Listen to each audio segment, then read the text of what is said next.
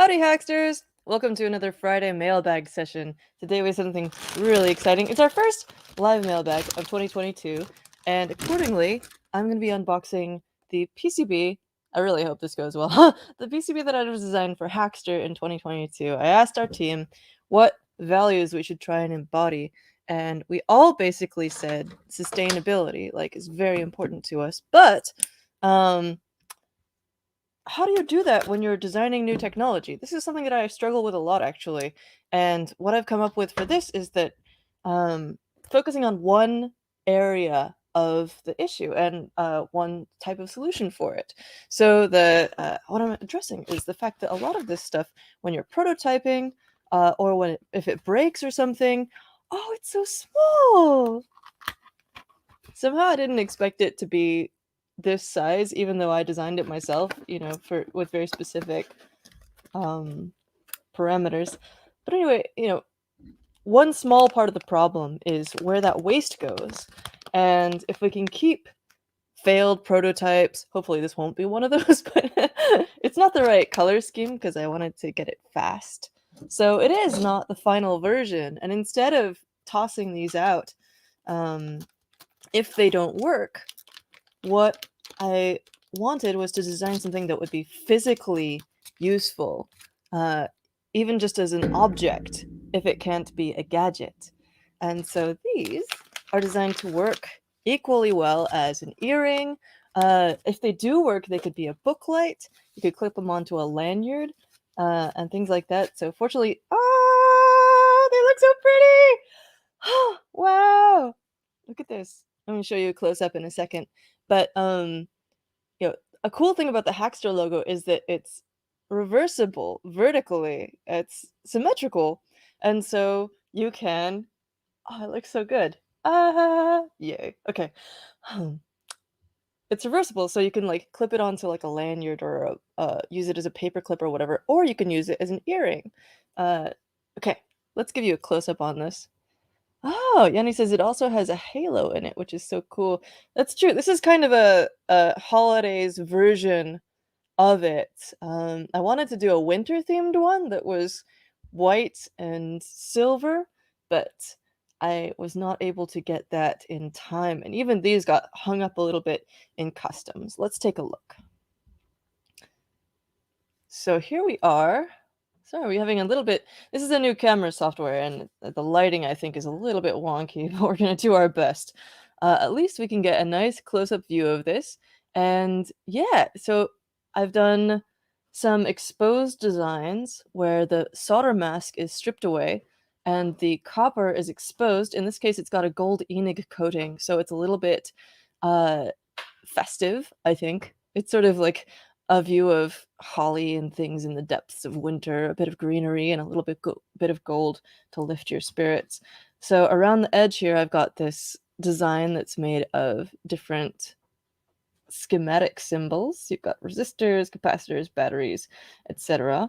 And a little transistor down there, plus some little curly cues and stuff. And then on the back, we've got Hackster 2022. We've got the circuit, which is a little LED shiny. It doesn't blink, it just turns the LED on and off. And around here it says explore many uses for this circuit board and gives a link for the tutorial, which you can find in the description below. I do think that could be clearer. I drew this by hand with on my iPad with an Apple Pencil in Procreate, and I'm going to be publishing a tutorial on how to do that soon. But yeah, and over here it says Happy New Year because this is the Happy New Year version. I'd like to do some like limited editions and stuff. So I'm going to check something really quick and then see if we can have time to solder this up. One moment.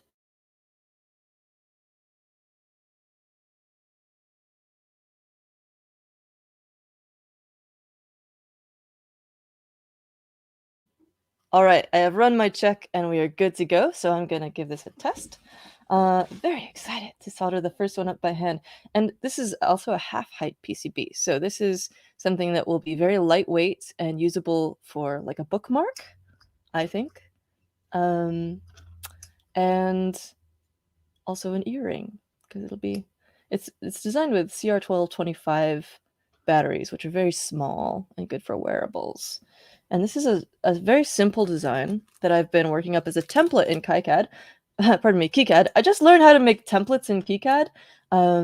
It's very similar to just making a regular project, except for that you add a couple of things. You add an icon, and you can add like a meta information HTML page that is very simple, and it just gives a description of what the template is.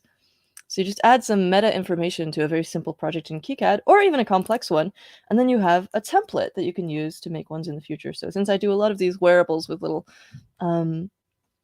surface mount LEDs and such, and a switch, and a resistor, and a battery, I've made that into a template, and I'll hopefully share that in the future as well. There we go, a little 100 ohm LED, or resistor. I might not even need this 100 ohm resistor because I'm using blue LEDs, which tend to take a bit more voltage, but it's still nice to have something to suck down extra current. I could probably go with something smaller though. Let's get these out. I've ordered all these parts from Newark, and hopefully, ooh, are there actually any in here? Oh, that would be sad. No, we might not have any blue LEDs. Curses. Maybe I'll go with something else that I have on hand for now. Let me dig through my bag of LEDs before we get started here, and I'll let my soldering iron warm up. Okay, where's my bag of LEDs?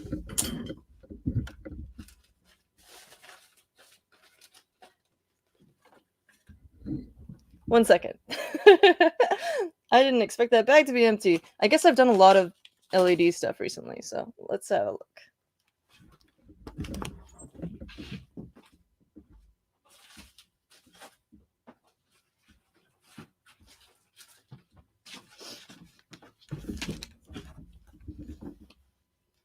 Oh, Ziploc bags.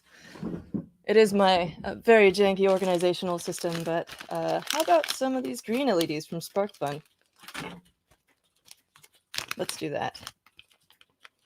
I've got like 2 left in this little strip here. So we're going to use one of those. All right, now we're ready to go. Got my solder, got my brass coil, got my omnivice, got my flux. So let's just start by putting a little bit of flux down. This is pretty old flux. So, oh no, it might have finally given up the ghost. No, it's fine. You probably don't want your flux to look like this, but it's better than nothing. And let's just do a little around on there. There we go. All right. Now, what I like to do when I'm doing surface mount soldering by hand is that I put down solder. I don't know if this is a standard technique or what, but I put down solder on one side. Let me remember which side it is. I think it's this side. On one pad. And then, oh, you're still heating up. And let me clean that off a minute as well. Yeah, that's not hot yet. But it is shinier now. Tip cleaner is the best thing. I like to tin one pad of the piece of the component, and then that allows me to lay it down flat. If you tin both pads, as I've done in the past, then you get one of them laying flush against the board, but it's sort of propped up by the solder on the other pad. And so instead I just do one at a time. There we go. And I try to align it so that my right hand, which is my dominant hand, is doing the soldering for the first one. I'll just pick a pad here. Let's do that one, why not? And do a little bit on here. Come on. There, haha, sudden splotch. Might have used a bit much flux. And let's get that cleaned off. There we go. Now, sometimes I put a little dome of solder onto the center of one of these battery pads because that can help with tension. It like gives it a tighter fit, which could be nice if it's loose.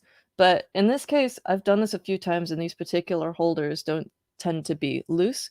So I'm not going to tin the center one. It's just a mechanical thing you can do. And in the meantime, I'll also... These little switches, everywhere that I've gotten them from, they come with these little nubbins on the bottom. And so I'm going to just clip those off. I think you can, design little recesses into your PCB for those. And maybe eventually I will make a footprint for that, but I haven't yet. So I just clip them off. So let's start. Let's see, we've got the resistor over here, LED over here. And I'm going to have to remember... I think I tend to get a little bit confused about whether the arrow on this footprint is pointing towards ground or pointing towards positive. It must be pointing towards ground. That's the only thing that makes sense, in my opinion. But if I get it wrong, it'll be the work of a moment to flip it around. Let's look for the little green dots on one side of this. Got that? The more times I solder a particular circuit, the more I come up with sort of a workflow. This is the first time I've done this one, obviously. So we're still figuring that out. Oh. I have on the bottom of my Omni vise here a couple of rubber feet, which is actually for your and my benefit. It's so that my lamps here don't produce glare off of it. Okay, time for our little switch.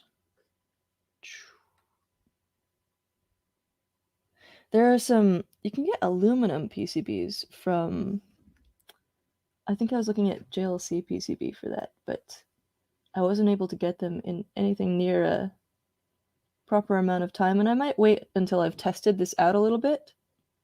Let's get that. There we go, that's a good spot for it. Yeah, I might wait until I've tested it out a little bit, just to make sure it's a good design before I fully commit to the aluminum. I think it'd look really pretty though, like an aluminum silver color with white solder mask on it. Imagine that. It'd be beautiful. Maybe I'll do that at the end of the year as another sort of winter version. Let's get this.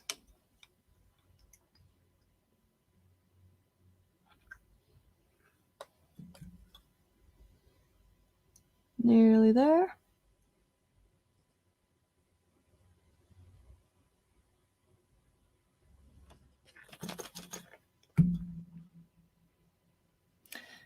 Figuring out where to put this was a little bit of a pain this time. I always leave one of the little diagonals open so that you can stick something in there to push the coin cell out. But actually, in this case, the diagonals aren't open. It's behind here. So I might shift that around a bit. Maybe I'll put it diagonally so that it's not interfering with the LED.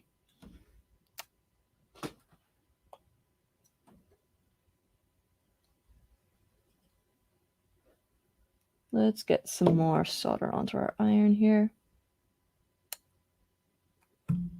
Here we go. I like using KiCad for designing this stuff because it's open source. And we do love open source. Here we go. I don't worry so much about the thing with tinning only one pad first with the battery, because the battery holder is designed to be flexible. And it's also, yeah, it's large enough that it doesn't really matter. Large and flexible enough. Let's get that properly centered on there. Okay, now I'm gonna... There we go.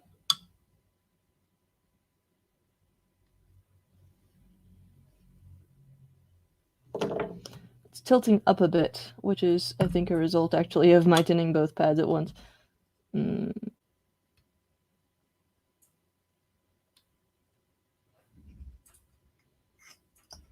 But I think it'll still hold the battery just fine. All right, so I need to solder the other couple of pads on here, lest I forget. I nearly did forget. Tariq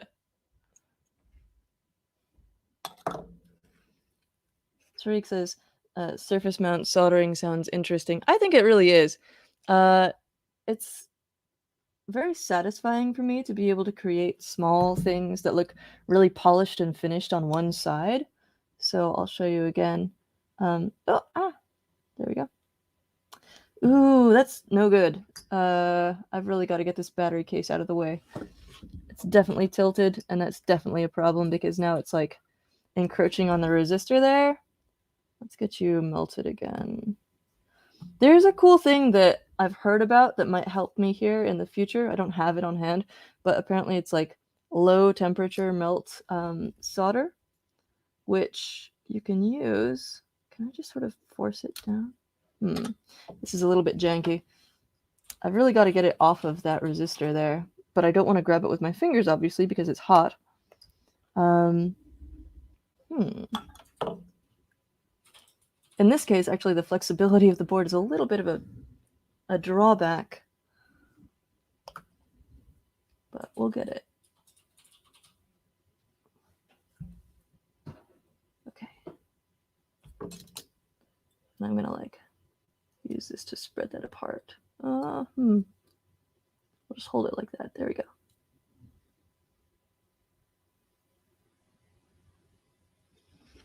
How's that?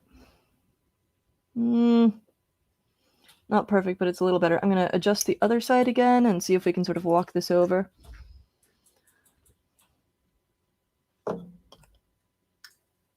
Oh yes, that sort of popped up. That's great.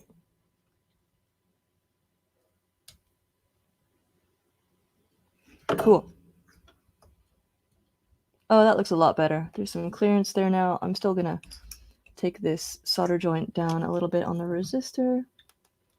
Just make it a little bit less sticky uppy, a little smoother. That looks pretty good. So, time to go grab a battery. I wonder if I have one on my desk here. Let's go grab one. I'll be right back.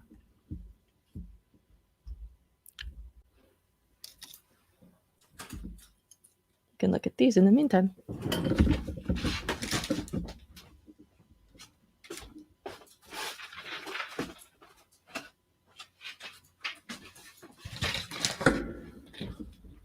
So as I mentioned, these are CR1225 batteries, which are smaller than CR.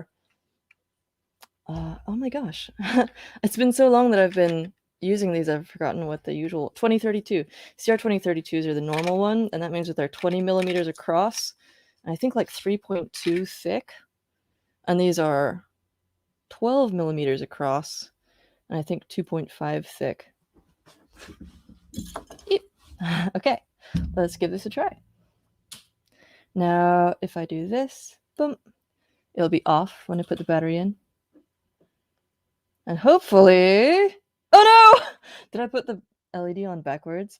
Perchance. I might have done that. Let's take a look at the traces on here and make sure... Oh! There's a line on this one. I probably put it backwards. Let's see, so we can trace this. This right pad is power. It goes to the switch. Switch goes... Oh, yep, I put that backwards. That side should be power. That side should be ground. And I can tell which one is which on the LED itself because it's got these little green dots on the ground side. So I definitely put that on backwards. Honestly, I think this is kind of a bonus. It's like a little bit of live troubleshooting. Let's get that off of there.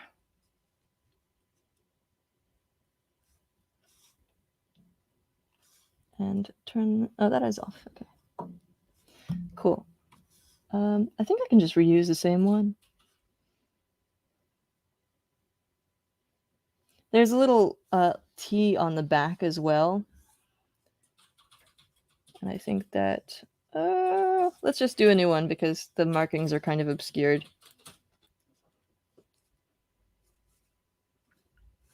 Okay.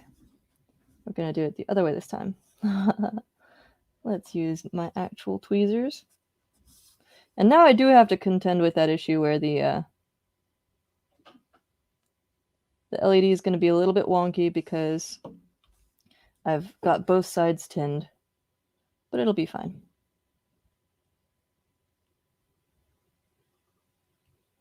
I just try to kind of do both sides alternately until it sits down nice and flat. Add a little bit more for good contact. Okay, let's see. Hey! Beautiful. Okay. Happy New Year. So, honestly, I think a green LED goes better with this. In future versions, ideally, it's going to be a blue and white or silver PCB. Oh, that's quite translucent. I hadn't anticipated that with the half-height PCB, it's a lot more translucent, which makes sense. Um, and so this is kind of I didn't expect it to show through really. I just want it to be kind of a backlight effect.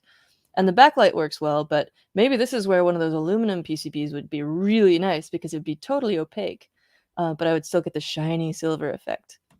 Cool. Well, that is version 1 of our Hackster 2022 PCB.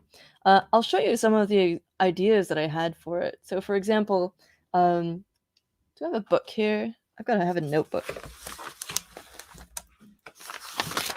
Something that's not classified.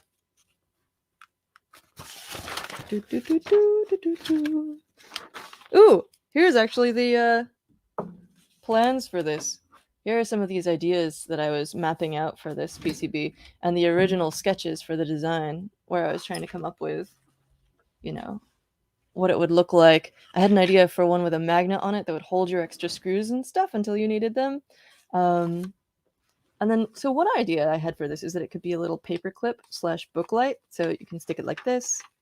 Doot. Easier if it's like a blank one. So if this doesn't work out, you can always just use it as a cool little sort of bookmark. Yeah, that works really nicely, actually. And if it does work out, you can kind of use it as a book light. Maybe. Let's see how this works.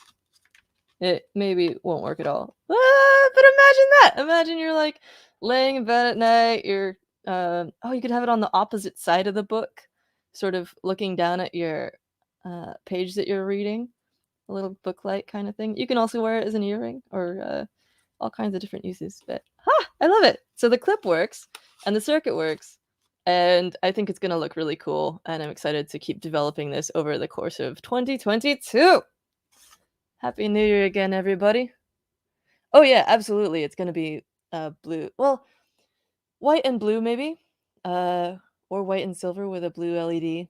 Probably white and blue. But I have to find a manufacturer that does solder mask in the Hackster colors. So it's a pretty unusual solder mask color. Plus, we want it to ideally perfectly match our branding, right?